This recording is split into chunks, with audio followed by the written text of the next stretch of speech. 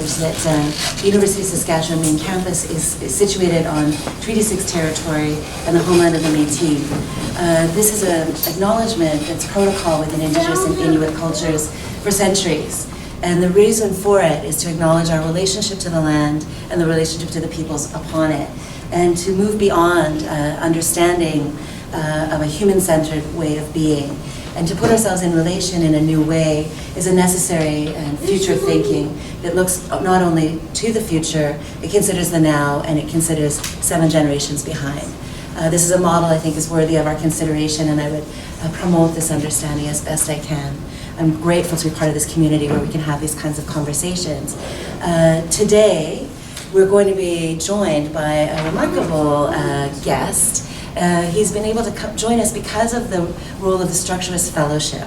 So many of you will know Eli Bornstein, our illustrious guest right here, who started the Structurist magazine now 60 years ago, actually 59, but the 60th anniversary, the 60th anniversary edition of the Structurist Journal is available, and it's for sale at our bookstore right now.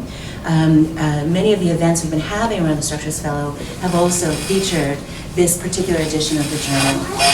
It's a remarkable opportunity to see thinking, making, and making thinking in the same place, because you have artistic practices that are fully enmeshed in a kind of research practice that really combines what we try to put forward here at University of Saskatchewan within the fine arts, but within the interdisciplinary practices we're hoping to develop, and oftentimes we're mostly just starting to see what's already there. The Bauhaus as a background is a very useful model for us to consider at this time. The guest we have speaking is Paul Young, Paul Young. Paul has been involved with the Structurists for a long time. He's been friends with Eli, and then when this Structurist Fellowship, a research fellowship here at the University of Saskatchewan was started, Paul came on as a member of this trust fund, but also on the selection committee. So he's had a real guiding role here. He's not only a friend, but a colleague in the best sense of the word, as in someone that has a responsive mind and shared information base with Eli, looking through historical practices of art and art history, the built environment, and as well as architecture and education specifically. I'm going to read from some of the incredible, illustrious activities of I'm serious. It's kind of it's a who's who of a very particular history, but it's an impressive one. So, as it goes without saying, he brings a wealth of experience as an architect, artist, educator, researcher, archivist, and curator. He's lectured in the U.S., Europe, and China on the Bauhaus, New Bauhaus, Institute of Design, and Mies van der Rohe, the last director of the Bauhaus from 1930 to 1933. He worked at the office of Mies van der Rohe starting at 17, followed by 5 years as an IIT student of architecture, included courses in history and drawing with Bauhauser Howard Dierstein and Paul Wiegart. He received his B.Arch in 1972 and his architectural license in 1974.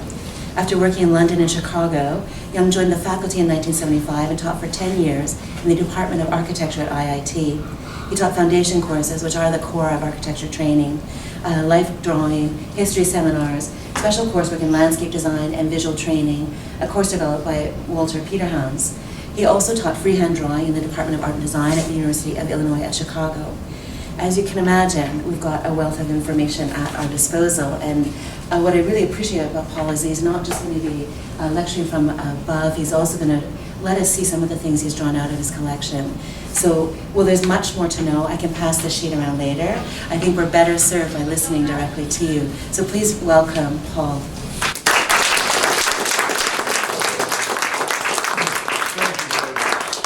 Thank you for your very kind introduction. I'm so very happy to be here today. This is my 3rd or 4th day here in the lovely city of Saskatoon and at the university.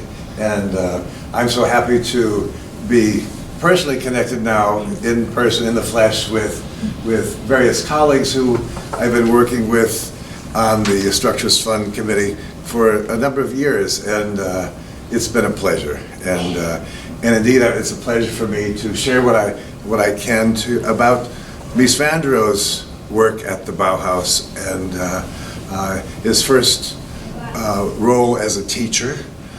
He came to America in '38 and taught for 20 years then, but this was the basis. And for me, setting up a school in Chicago in 1938, he was able to create a new curriculum. It was indeed based upon his experience at the Bauhaus, and so there was created a foundation course, in essence, for architects. The Bauhaus is a word meaning house of building. That's the closest way to describe it. The Bauhaus was a school. It was in existence from 1919 through 1933, the years of the Weimar Republic in Germany, the end of World War I, and the rise of Hitler. It was closed in April of 1933, literally closed by Hitler. And it was an amazing period. The school was located in three different cities. It moved from one to the other, beginning in Weimar, and then the next city was Dessau, and then lastly Berlin.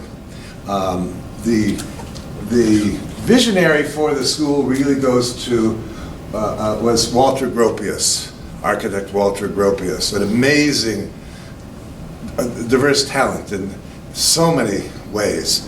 But two existing schools were combined and called them the Bauhaus, and that's where the story of this amazing school began.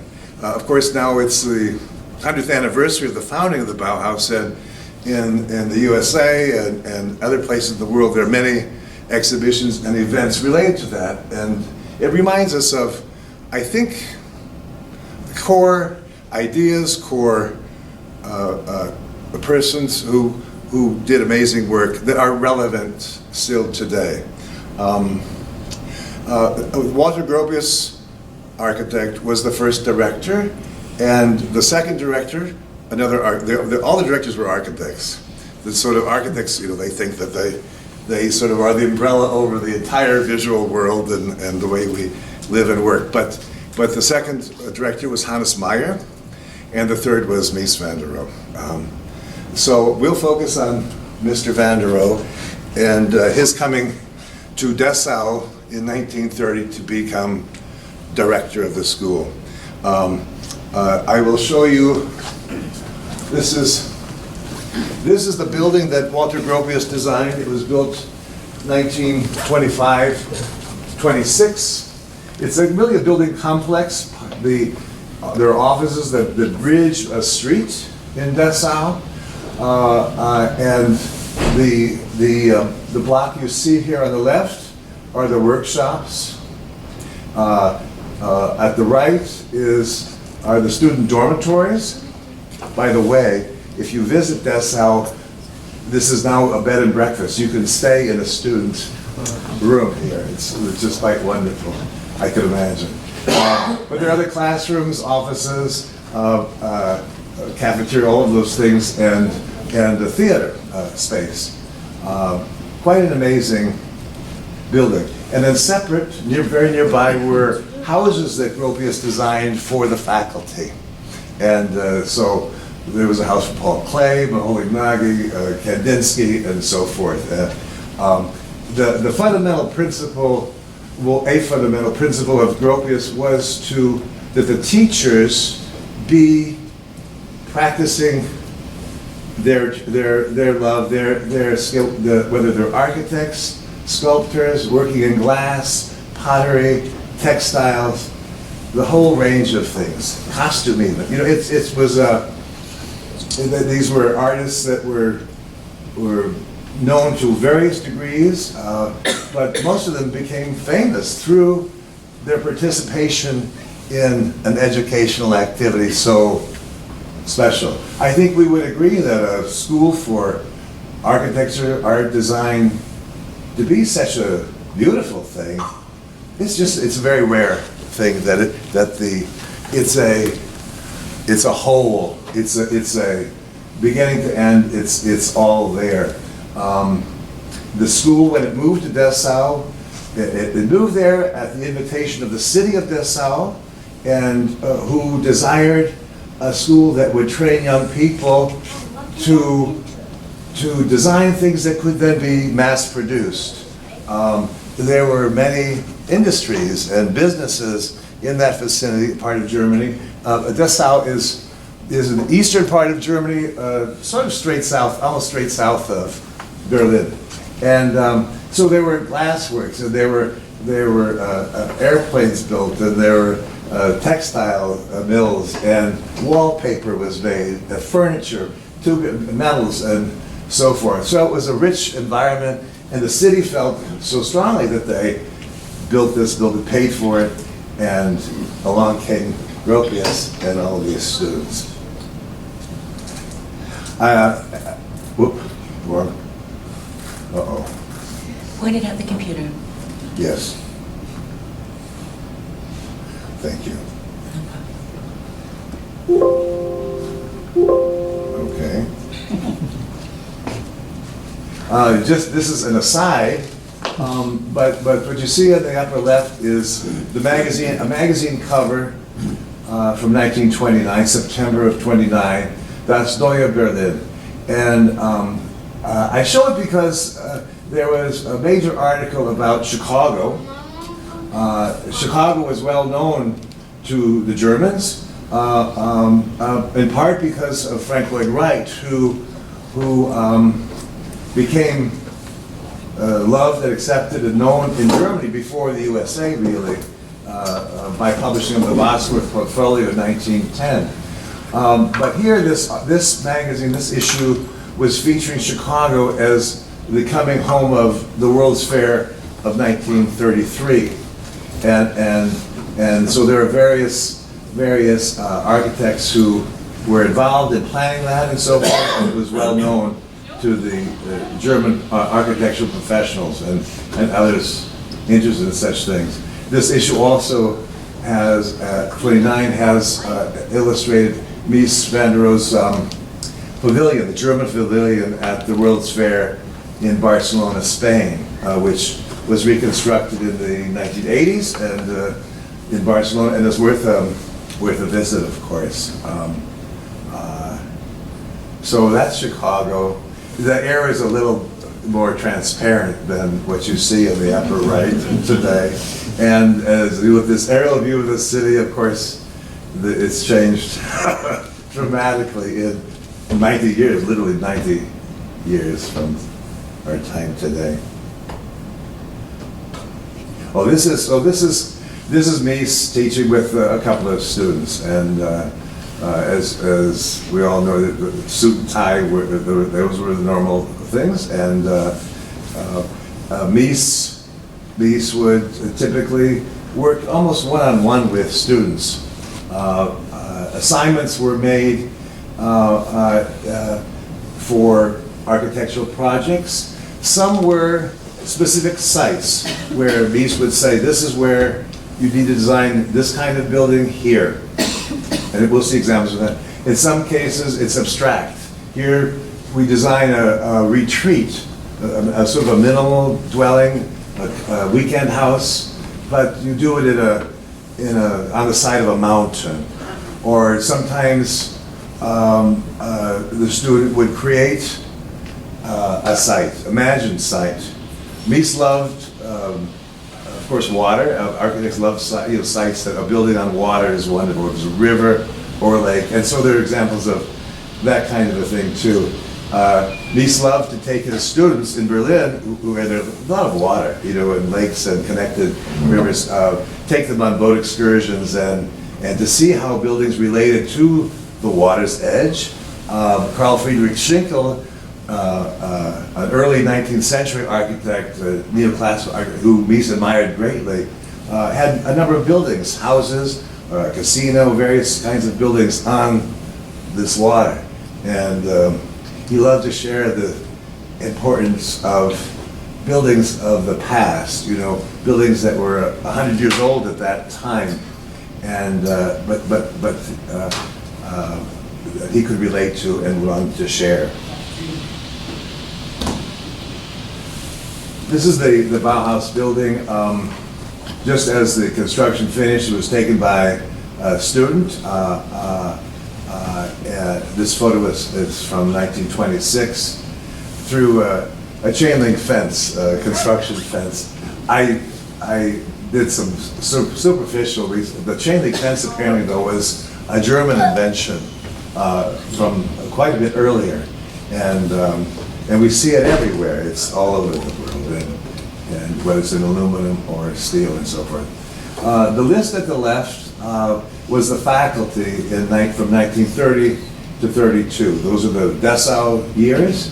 And so you see, Mies was the director, Joseph Albers, Alfred Arndt, Friedrich Engelmann, Ludwig Hilbersheimer, Kandinsky, Clay, Walter Peter Hans, Lily Reich, who we partnered with in architectural work and furniture design, Elkar Rudel, Hinnick Shaper, and New Schmidt. For example, Lily Reich, she taught textiles and interiors, and she actually worked with Mies on Mies's own projects, Tugendhat House and so forth from 1930, and she loved red velvet, and just wonderful connections. Paul Clay was, these people were friends too, Paul Clay, I remember hearing the story that Clay and Mies talked about having, for Mies to design a space, a house, say, and for Clay, imagine Clay to do a painting, floor to ceiling, two-sided, a freestanding work of art in a space that had a clear span and could be moved around and so forth. Mies had a substantial collection of paintings and some other work by Paul Clay, which I find quite interesting because it's such a different thing than what superficially people imagine as Mies's work as a simple geometry and nothing to it. It's not that way. Anyway, onward we go. So this is an example of a house assigned by Mies. This is a one-bedroom house. I think often Mies tried to keep things simple in assignments, and in order to distill things, and certainly a beginning student, something simple is, the program is very helpful. This student's name is Howard Deerstein. He was an American who entered the Bauhaus as a student in 1928, and he continued through the closing in 33. And then he continued with Mies, he and Mies were close, and continued with private tutorials in Lugano, Switzerland, after the closing of the school. But this is a house, and I show it as an example of the interaction between student and teacher. So here's the plan of the house. The bedroom is here at the top. But you enter here, this is a courtyard house.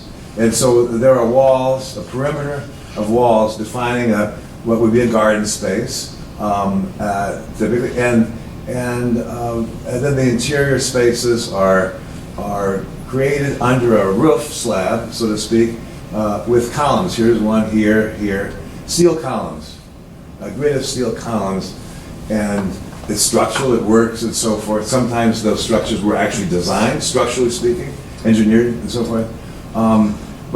So here we see what I understand is Mies's love for defining spaces by walls and creating spaces that force an occupant or someone visiting to move through the space. So here's the entrance, and then here's really the entrance hall, the foyer, however you want to say it, and then the living dining space. This is going on and off.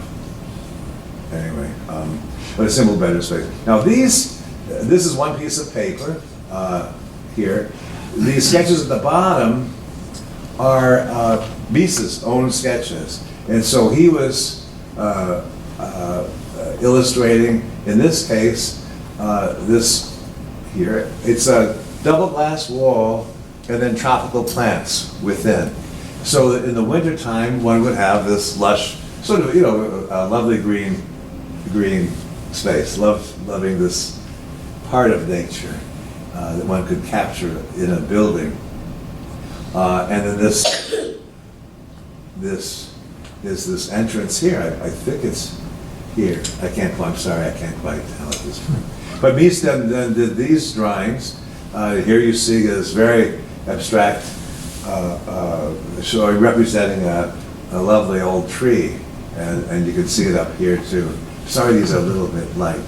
But it was an interactive teaching which was unfolding in Mies's own drawings for a student, which I find kind of wonderful. He was not detached from these kinds of things.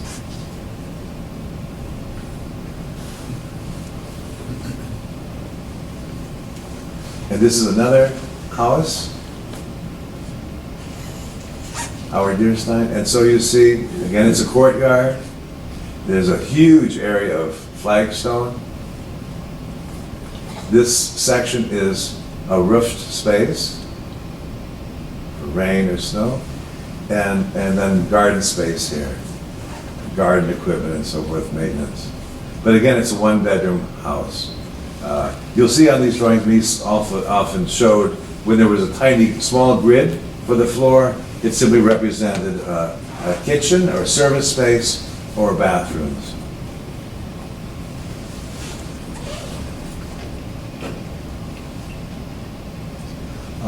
On the top left is a plan, I believe, of that house, yes, and that Howard did with furniture, very important. Of course, we design a house to see how the furniture works, and then the rest of these two sheets are Mies's own drawings, respective drawings, and a bit of a plan showing it. Here there's a wonderful circular round dining table with Mies's, tubular cantilever chairs and so forth. And these are Mies's drawings of a column made up of 4 steel angles and then clad with a chrome-plated steel that slipped over and was notched together. This was used in his own work, both in the Barcelona Pavilion and also in the Huguenot House of 1930. This is 1931. The students they designed cabinetry and furniture, and they would sometimes draw the elevation of a kitchen cabinetry, counters and so forth. But the cabinets would have no doors shown. The student had to design cabinets for what would be needed in the kitchen. So pots and pans and dishware, all these things were shown, pantry items and so forth. Mies transferred this also to IIT when he taught, and the early students did the same thing, drawing everything, all those kinds of details, to understand how a kitchen really works. But so here you can see these sliding doors and various studies, for different configurations and how it might work. This is a student's project with 3 different types of, 3 different plans for a retreat. And you can see this is an abstracted situation. The site was a stone, a mountainside, a stone mountainside. And so here we see, on the left, we see a view, a perspective view. The upper level has a roof protecting, it's all open. You can see a lounge chair and table, and then a stair going up to that level. And then in the lower level, there was simply a living, dining, sleeping space, bathroom. Minimal, very minimal. And then these 3 show these other kinds of configurations. Again, some with this almost like a pergola, where vines could grow and so forth, terraces, basic living, and of course we see 2 fairly large areas of glass. Here, Mies began with a site from this line to this line, of the existing department store in the city of Dessau, and the students were to design a new department store. So here we see Edward Ludwig designing this store, and I think a really interesting graphics for the name of the store. And of course, this store had a restaurant space on the top level, and so there's covered space there too. But a full glass wall and slightly recessed on the ground level at the sidewalk level. In Chicago, Louis Sullivan in the early 1890s designed the Schlesinger and Myers store, later called Carson Perry Scott, and it too had a top floor restaurant and a recessed space, protected area for outdoor dining, and that was restored not too long ago in Chicago, and it's where it's saying the store's become a Target or something like that. But well, anyway, progress.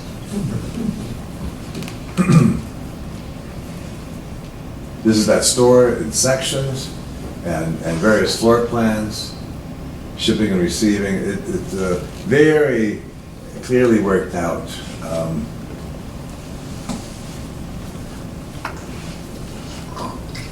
Now, in 1932, the city of Dessau City Council became predominantly National Socialist Party.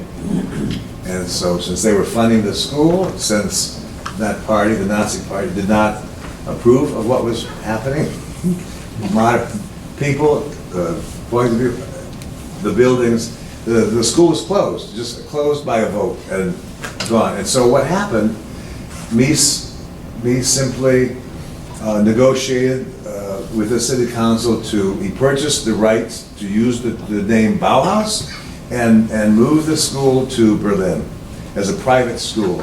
And he leased a telephone, what had been a telephone factory that you see in the upper right. And students were working, and Mies was very happy there. You can see in the upper left. And there are a couple of students. And here's the entrance to the school, this little Bauhaus there. And at that point, this is the list of people who were teaching at that time, including most of the people who were in Dessau. This is, I think, is quite an unusual project, in part because it's such an eccentric site, odd, wonderful site. So here's a mountainside, and here's a public road, and this is a bridge to come to the house, a bridge.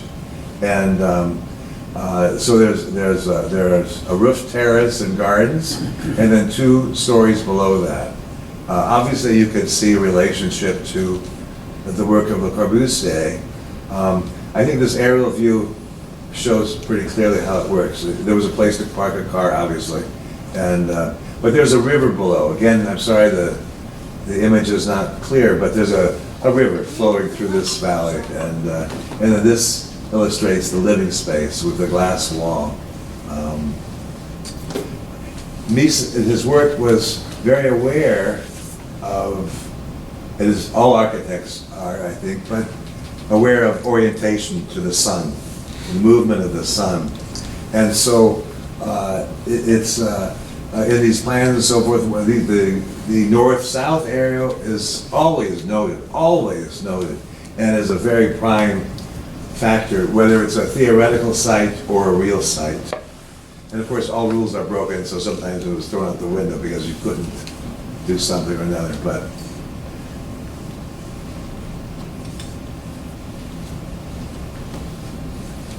and here you see here's the road, the public road, a little garage, and this roof garden, and you had little pots, so that they could plant vines to grow up these trellises and so forth, with the 3 plans and all the elevations. To me, this is one of my favorites in particular, because it's a giant house, and I don't care that it's a house, and I wouldn't live in such a place, wouldn't want to. I think it's obscene in a way, but But it's fascinating to see the structure and the simple steel structure and the various spaces created. And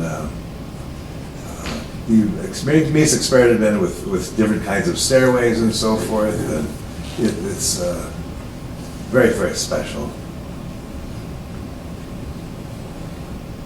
This is Howard Deerstein again. He was the only American who received a diploma from the Bauhaus.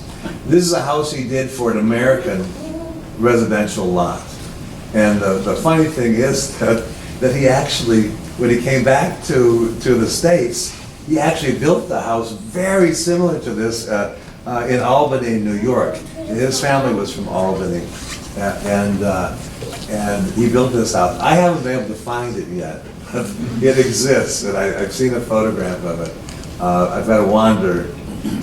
After I wander Saskatchewan, I'm going to wander Albany and New York and try to find it if it's still there. But it's different because it's an American kind of home. It's not a European flavored thing. You know, Mies loved to have in a house of substance, you'd come in the door, there would be a sink just around the corner to wash your hands. You know, there's your method. And a place for coats, just hooks. That was fine, simple and so forth. But this is an American house, and well, this is a very beautiful house with variations.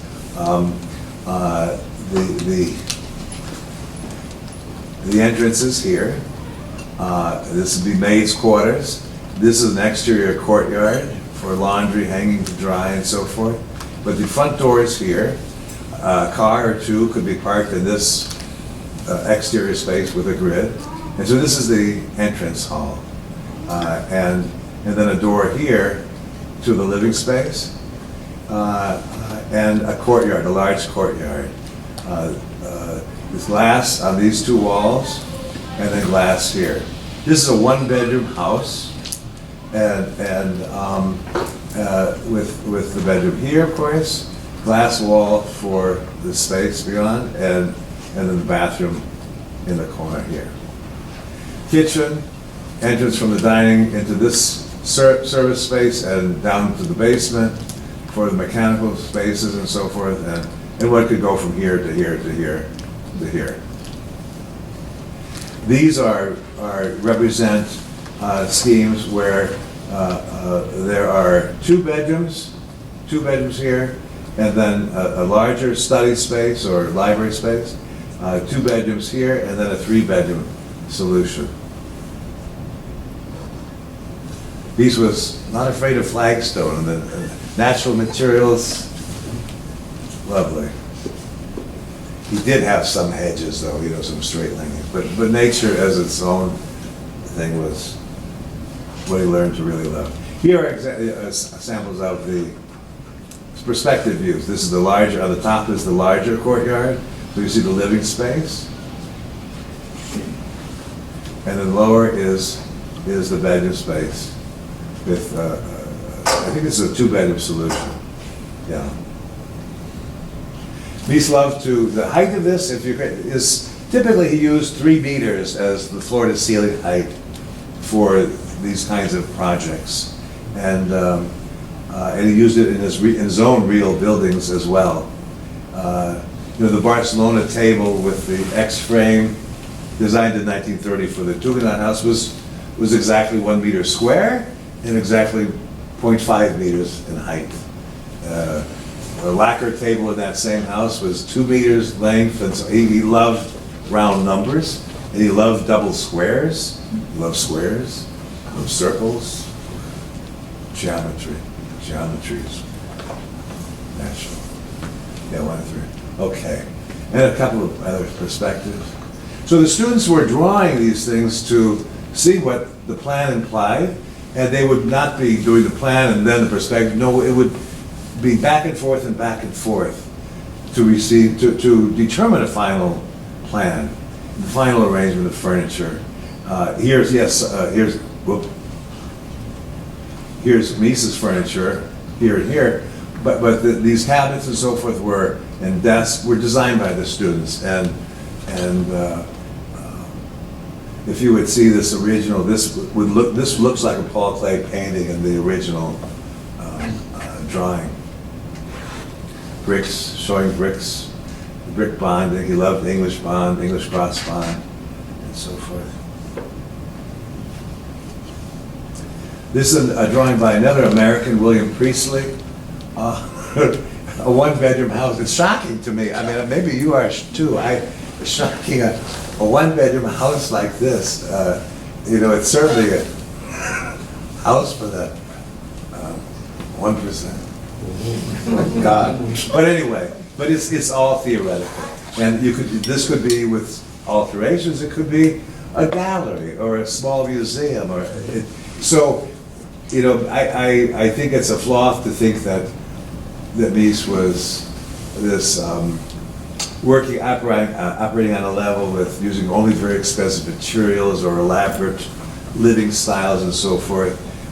He was not really that way, but when he had a budget to have an onyx wall, he would do that and give people something exceptional. And he could also work in a minimal way.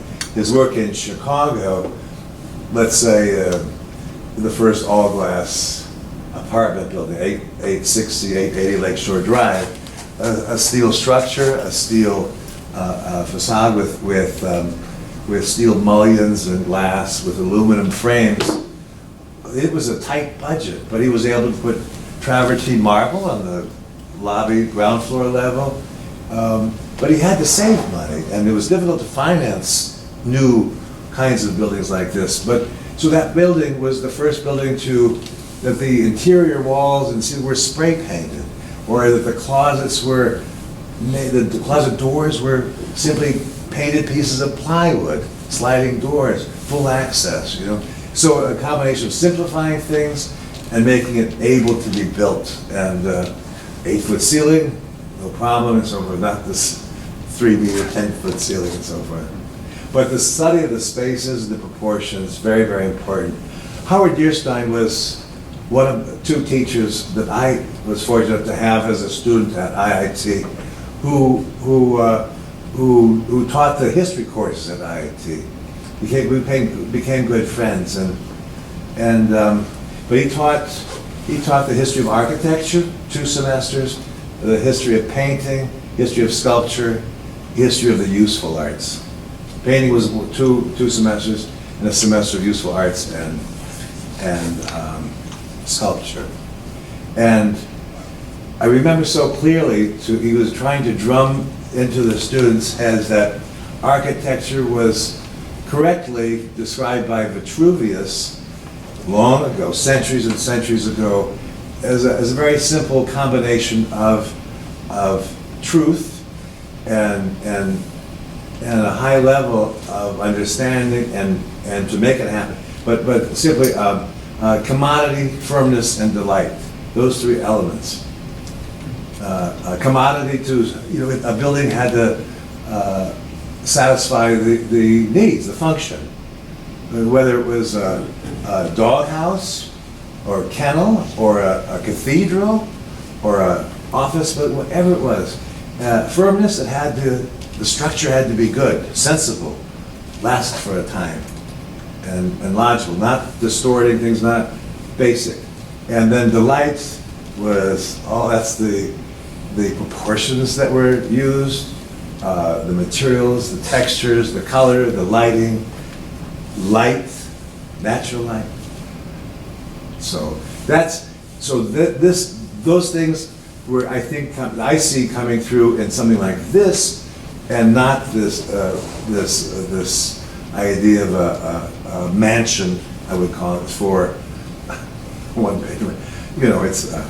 It was for the study of architecture, these fundamental things, and it doesn't matter in my mind whether it's satisfying the needs of a residence, where does the garden maintenance stuff go? Where here's a swimming pool, but it's just it's abstracted in a sense. I hope I've explained that. All right. All right, and then this is the school is closed in April of '33, Here's their building, and the students are talking and meeting. Mies actually spent some weeks, many weeks. He'd go to the cultural affairs office and so forth. I've forgotten the fellow's name. He'd go there every other day, sit on a narrow, he told the story, a narrow wooden bench to try to speak to this guy, to reopen the school. He just wanted to reopen the school. He wanted to reopen the school in Nazi Germany. He finally did. He finally was able to meet with this man and open the school. And what did he do? He closed the school. And they had a champagne party, and he did it, he did it himself. He wasn't going to let those do it to him. He fought for it, for the faculty and the students. Most of the students and teachers had left town. The Nazis literally raided the school, took files, documents, all kinds of things. It was a very, very bad situation, of course. This is we're nearing the end. This is a project by Howard Deerstein, who had private tutorials with a group of about 5 or 6 students in Lugano, Switzerland, in the summer of '33. And Mies had some time on his hands, of course. Anyway, so this is an actual site that you could see. There were vineyards and so forth in Lugano, and this is the plan for a house, another one-bedroom house. Here you see, here you see the north arrow is there, and that's Mies and these students meeting under trees. Fireplace is massive. There's a huge bearskin rug or something in front of the fireplace. This is 1934. Again, private tutorials. This is a lake in Berlin that Mies knew well, and so this is a row house, 3 row houses, and it shows how this could be, with a boat for each house, and pavilion and stairs, access to the house, and so forth. This is these are vines on things above and the various elevations. The drawings on the bottom are Mies's sketches of this house. You can see the boats here and so forth. And the top is a view, perspective view to the lake, from the main floor of the house to the lake view.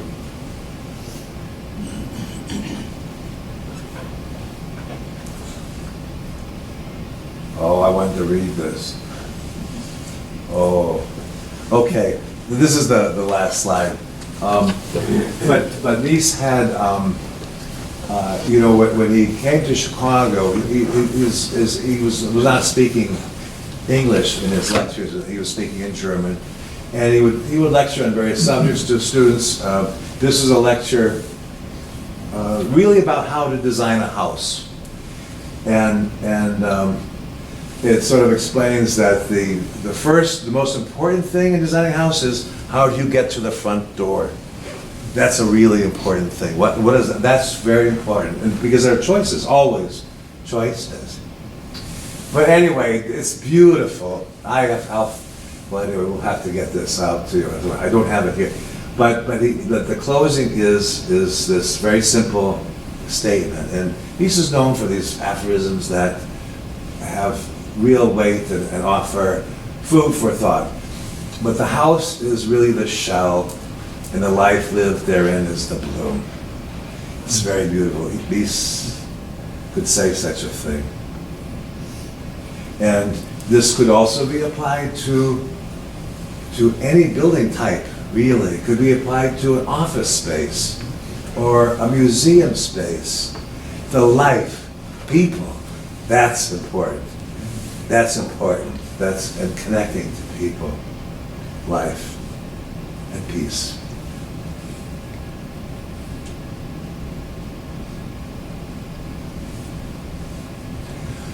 So I'm happy to answer any questions. I also wanted to mention that when we're done with questions, I can take more later. But on the back table there, are some notebooks. They're Xerox copies, photocopies of Bauhaus student work at various museums in the world. And Bauhaus Archive, the Museum of Modern Art, and also I first, saw these things 53 years ago when I was hired to be office boy in Mises' office right after high school. One of the things I had to do was organize the files and so forth, photo files and all kinds of files, and I'm kind of Germanic, so it worked out okay. And organizing building material samples and so forth, catalogs. But I came across these files of the Bauhaus student work, these old mimeographs, someone told me they're called, discolored and so forth, and that caught my eye. And I didn't know about architecture. I never had a course in architecture. I was really wet behind the ears, and had one semester of drafting in high school, but wanted to be an architect because I was 9. I don't know what was wrong with me, but anyway, so that began this interest in that, and the Bauhaus and so forth. And it was, I learned later that it was very, very important for me to teach for a number of reasons. Of course, he wanted to share what he could in his life, but it also had to do with his experience in Germany, that putting all your eggs in one basket is not such a good idea. And so to be able to, he was in Germany, able to teach for that period, short period of time. He designed furniture that was produced. He made money. Furniture sold for a dentist's office or whatever it was. And then his own architectural work. So that was very good. But there are these notebooks, feel free to look through them. You'll see many other kinds of things. And then I also brought, I've been working the past 10 years, I created a collection, a foundation to collect work by a Bauhaus master named Maholi Nagy. He taught the metalwork at the Bauhaus from 1924 to 28. And he was invited to Chicago in 1937. He started a school, the new Bauhaus. It transformed, it changed names, places, all that, and ended up being called the Institute of Design. And I began to meet people in 2005 from that school, students and teachers, and there was there was no archive, no one was doing this kind of thing, collecting things that were around about in this country and outside the country. So I began collecting, and so it became an organization. We did a couple of exhibits. There are catalogs there of our 2 big shows, and also a spiral-bound thing of work collections that have come to us the first part of this calendar year. We are participating in an exhibition at the Art Institute of Chicago that opens at the end of November, called Bauhaus Chicago, Design in the City. And they borrowed well over 100 pieces from our collection. And so this is what we want to do. We want to promote the seeing of these things, sharing of these things, and we're hoping to find them to be our institutional home and simply pass this research collection to them. Yeah. All right. Thank you so much.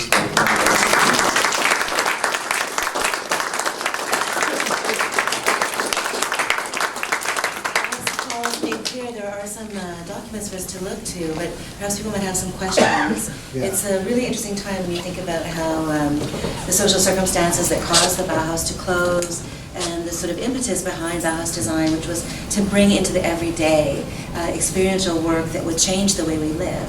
And it was very much in dialogue with a variety of conversations, whether we're talking about Corbusier's Machine for Living, or thinking about just coming out through the craftsman movement as well. and thinking about Moholy-Nagy and bringing the new Bauhaus to Chicago and really changing a cityscape. And as this institution thinks about a school of architecture, it's a really interesting time to look to how the built environment has a role to play in how we can operate and how people move through space, and thinking about how we people them. Yes, so yes. I feel like there's a lot of Very good. conversation to have with you and so much story to be pulled further through. So does Yeah. anybody have a direct question at this point, or do you just want to have a muffin and look at books? I've got I'm wondering if, and you haven't really touched on it, but it seems to me that during this period of the Bauhaus, you're talking about the pre-World War II period, the German period. Yes. You know, they were making much smaller things, right? And I'm assuming that, you know, when they went to America, I mean, what we know from the Bauhaus and from Mies van der Rohe in particular is that, you know, somebody like him sort of gave shape to our American cities, right, and the skyscrapers. But what I'm wondering about is their attention and investment in craft, because Bauhaus was very oriented around industrial production, yes? And so we can think of the Bauhaus as being kind of anti-craft, but I don't think it's like that. And maybe you can say something about that. Okay, I would say that the Bauhaus began with, there was this idea, an obvious need for things to be mass produced. But the work at the school always began with the hand. There was no production line. There were literally companies nearby that produced wallpaper or glassware that were designed by students. That was done. But it was the student work was all with their hands and experimenting with various materials. And that was vital to the student work. And it was a lovely mixture of individuals, the students and the faculty. It was a diverse crowd of people, and people that we would like to imagine are all completely accepted, whether their politics were this way or that, how they were, men, women. It was all quite a big welcoming basket. Yes, there were odd politics and so forth, but it was a school that you could imagine the National Socialists or you know who would not like. Not you know. me, by the way. Darling, please When don't. I came I don't want to use his name. I know it. Please don't. Yeah, right. I won't. Yeah, but so the production was important, and But it seemed like a rare instance where there was not a kind of an opposition or a dichotomy between craft and industry. The Bauhaus was one of their central projects was to sort of bring those two things together and not have any kind of antagonism towards one or the other. yeah, but they would break the rules. I mean, Mises' Barcelona chair, or any of it, you know, his bar, welded, polished, you know, used to be plated and chrome or nickel, but became stainless steel. They're handmade. That's not a production line. Henry Ford couldn't help them at all. Well, we wouldn't want it to. But it's flexible. It's all flexible, and we have now materials that weren't in existence then. The Bauhaus, I don't think they began even with plastics. Moholy did in Chicago and loved plastics and the use of heat and how it would change with light and texture, and he would paint on it and manipulate in various ways. And moving into part of his art, his art, light and shadow. He would take paintings on plexiglass and mount them away from a board of whatever color, and the shadows, how that would work, make a huge difference in how one can enjoy or understand the work of art. As in Eli's work as well, the lighting is so important. It shifts, it changes how we see things, and this is true everywhere all the time, natural or artificial light. Light is a key to enjoy our life and to see, well.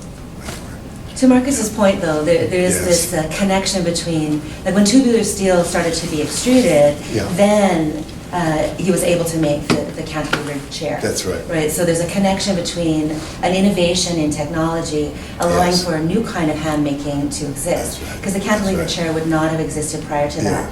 Yeah. It now has been able to go into Yeah. mass production, but it couldn't Yeah. at that time. When Yeah. you think about Annie Albert's textiles and the Yeah. weaving development, that was very much looking at the kind of structure that was made possible, but she was working on a hand loom. She wasn't using a jacquard, nothing was machined. Yes. But it did develop things that could then be reproduced and put into a public sphere in a very different way. Yeah. But the potentials were, as you're describing, there wasn't an antagonism between those ways of thinking. There was a connection and actually a pulling Yes. through for the people. Yes. And this is very tied to German ideas about the Volks. Yes, And yes. Oh, that's very there's strong. such a complex history there to pull out the That's right. Volks in Yeah. this that we're continuing to address. That's right. I'm glad you, yeah, that's true. It's very, very true. Yeah. Yeah. We probably have time for one more. I know this has taken longer than people anticipated, but I think it's a rich archive you've shown us. And Susan? Yeah, I just wonder if you, I think, trained in architecture, but I'm just curious about the foundation idea of foundation teaching pedagogically. If you could say a little bit more, because I think it's influenced our pedagogy for like 100 years, right? And the idea of learning through material exploration. Could you Yeah. speak to that in maybe a more art context? More arts context? Yeah, as opposed to architectural training, because I think we Yeah. still train students in that way. Well, the Bauhaus, or Maholi's new Bauhaus Institute of Design there were, let's talk Maholi's school I'm more familiar with, and can be more, but, so the foundation course was a series of, let's call it experimental projects, various teachers. So there's an example of students making photographs, taking a light-sensitive paper, placing something on it, and exposing it to light, and seeing what the product is.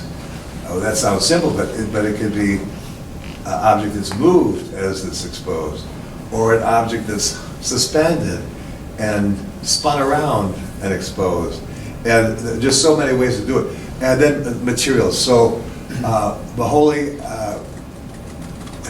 had an exercise called the hand sculpture. He was interested in students creating something out of wood, which would have a shape that would be enjoyed by a hand, not the eye, the hand. And he actually had, in 1938, he had blind people come to the school and to experience his students' work of these forms and these shapes. The students were assigned to do tactile studies, making a rectangle of whatever sort. Sometimes they were very big, but made of surfaces of great variety, smooth or stippled or holes in them, and rough textures, smooth textures, curved linear things in them, but all for the figures. But that all related to how products or anything could be produced later on. During the war, they did studies with camouflage. How does camouflage work? What is a way to design camouflage? Some people really love camouflage. Camouflage today has transformed with the computer. I don't understand it, but maybe I'll find out. I don't know. But I need to learn more about it. Let's see, I'm trying to think of other materials. Wood, well, plastic, deforming plastic, making forms that are sculptural in a sense. The photography of those kinds of things was an added-on kind of piece to it, because to make a beautiful photograph of some abstracted, a piece of plastic literally put into an oven in someone's kitchen. I mean, that's what Maholi did. He used the kitchen oven to... Don't try that at home, kids. Yeah, right. Yeah. I hope I answered you in part, but is there anything else I could? I think it was just quite a shift, right, in pedagogical models from before. Yeah. what they were promoting. I would say so, yes. Yes. One of the examples that Paul pointed out with the chain link fence in the slide that we talked, and how Frank Fury used chain link fence to soften up the skin of the building for his art projects. Because when it comes together, chain link fence, it becomes like, chain mail, the armorer's chain mail. So chain link fences has the same characteristic, so it can bend and soften. But that is something that was invented a long time ago, and so that whole process still continues today. Thinking industrial material to exploring, adapting to arts and architecture. Yeah. Yeah. I think there's an andragogy that's important to point out, the difference between teaching children and teaching adults. And that shift that was really critical at the Bauhaus was about people living in parallel towards a lived experience, as opposed to a skill that would be taught that wasn't then going to be practiced. It was about changing lifestyle within the teaching methodologies as well. I think it's really worth investigating that kind of andragogy more fully, actually. And I'm interested in your book. It's right back there, so I'm going to go look at it. Thank you very Thank you so much. much.